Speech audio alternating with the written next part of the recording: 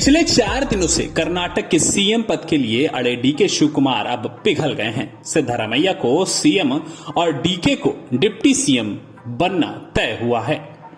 राजनीति संतुलन के लिहाज से इस फैसले को भले ही मास्टर स्ट्रोक कहा जा रहा हो, लेकिन पावर बैलेंस में सीएम के सामने डिप्टी सीएम की कहीं नहीं चलती। कर्नाटक के इस भूचाल के बीच में जहां एक रास्ता निकाल दिया गया है, लेकिन इन सबके बीच में आपको हम बताते हैं कि आखिर पहली बार देश में कब डिप्टी सीएम बनाया गया था। बात 1 अक्टूबर 1953 की है।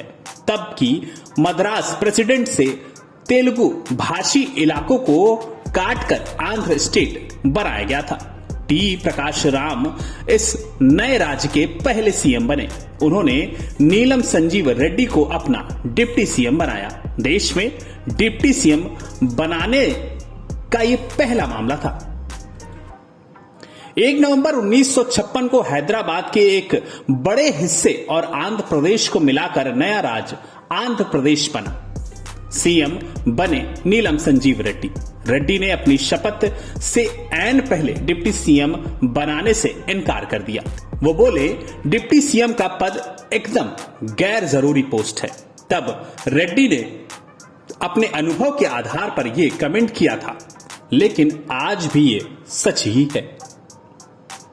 हमारे संविधान में डिप्टी सीएम जैसी किसी पोस्ट की व्यवस्था नहीं है। वो शपथ भी राज्य मंत्री के रूप में लेता है। संविधान का अनुच्छेद 164 सीएम और अनेक मंत्रियों की नियुक्ति की बात करता है, लेकिन उसमें डिप्टी सीएम जैसा पद और उसके जिक्र की बात नहीं है।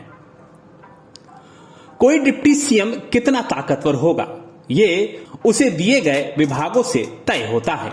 हां, इतना जरूर है कि वो कैबिनेट मिनिस्टर होता है, इसलिए कैबिनेट की मीटिंग में हिस्सा लेता है। हालांकि अगर सरकार बनने के समय ये तय फॉर्मूले में काम का बंटवारा तय होता है तो डिप्टी सीएम के पास अधिकार होता है। जैसे कई राज्यों में गृह मंत्रालय डिप्टी सीएम को दे दिए जाते हैं, इसी तरह ट्रांसफर और पोस्टिंग की जिम्मेदारी भी डिप्टी सीएम को दे दी जाती है। अब कुछ पॉइंट्स में समझिए कि डिप्टी सीएम के अधिकार क्या होते हैं। डिप्टी सीएम उतना ही ताकतवर होता है जितना ताकतवर डिपार्टमेंट उसे सीएम सौंपता है। आमतौर पर सीएम होम और विजिलेंस जैसे खास डिपार्टमेंट अपने पास रखता है।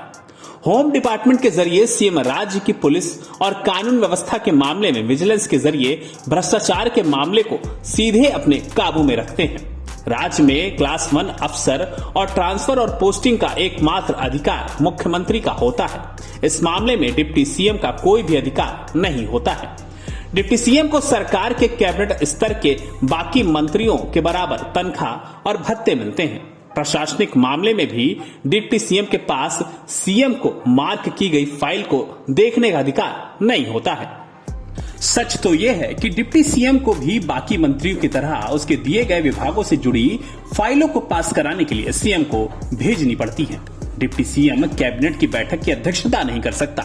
डिप्टी सीएम किसी विशेष परिस्थिति में सीएम की लिखित निर्देश पर ही कैबिनेट की बैठक कर सकता है। सीएम ऐसे निर्देश किसी दूसरे मंत्री के लिए भी दे सकता है। डिप्टी सीएम अपने डिपार्टमेंट के अलावा दूसरे डिपार्टमेंट को कोई निर्देश नहीं दे सकता। दूसरे मंत्रियों की तरह डिप्टी सीएम को भी अपने डिपार्टमेंट में बजट से ज्यादा खर्च के लिए सीएम की अनुमति लेनी पड़ती है। देश में इस समय 10 राज्यों में कुल मिलाकर के 17 डिप्टी सीएम हैं। आंध्र प्रदेश में 5 डिप्टी सीएम हैं, जबकि उत्तर प्रदेश में 2 और बिहार में 1 डिप्टी सीएम है। सुशील मोदी के नाम पर सबसे लंबे समय तक डिप्टी सीएम रहने का रिकॉर्ड है। वो 11 वर्षों तक बिहार के डिप्टी सीएम रहे हैं। आंध्र प्रदेश में 5 डिप्टी सीएम हैं, जो कि सबसे सर्वाधिक है।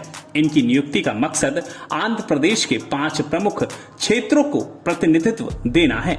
इसी वजह से आंध्र प्रदेश के सीएम वाईएस जगनमोहन रेड्डी ने आंध्र प्रदेश की 5 राजधानियां बनाने का भी प्रयास किया था।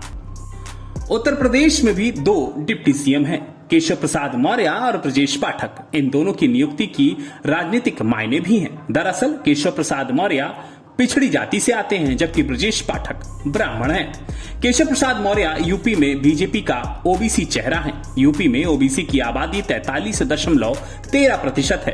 यही वजह है कि विधानसभा चुनाव 2022 में हार के बावजूद केशव प्रसाद मौर्य को योगी सरकार में डिप्टी सीएम बनाया गया था। वहीं दूसरी तरफ डिप्टी सीएम ब्रजेश पाठक ब्राह्मण समुदाय से आते हैं। दरअसल उत्तर प्रदेश में ब्राह्मण वोटर्स करीब 10% हैं और वे हर राज्य की करीब 115 सीटों के भाग्य का फैसला करते हैं।